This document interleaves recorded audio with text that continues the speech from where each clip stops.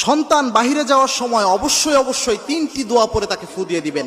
আমাদের অনেকের সন্তান স্কুল কলেজ বিভিন্ন জায়গায় যায়, অনেক মায়েরা এ সময় কি পরে ফু দিয়ে দিবে সন্তানকে? বাহিরের হাজার বালা মুসিবত, রোড ঘাটে অনেক সময় অ্যাক্সিডেন্ট হয়, এগুলো থেকে নিরাপত্তার জন্য সন্তানকে কি পরে ফু দিবে এটা অনেকেই জানে না। অবশ্যই 3টি পরে সূরা পরে সন্তানকে ফু দিয়ে দিবেন, 3টি দোয়া পরে। এই 3টি দোয়া রাসূল সাল্লাল্লাহু আলাইহি ওয়াসাল্লাম নিজে প্রেসক্রাইব করেছেন এবং অত্যন্ত অথেন্টিক হাদিস, সহিহ হাদিসের মাধ্যমে এই 3টি দোয়া প্রমাণিত। রাসূল সাল্লাল্লাহু আলাইহি ওয়াসাল্লাম, সাহাবা একরাম এই 3টি আমল করতেন। প্রথম যে দোয়াটা রয়েছে এটা তিরমিজিতে হাদিস এসেছে, রাসূল সাল্লাল্লাহু আলাইহি ওয়াসাল্লাম নিজে বলেছেন।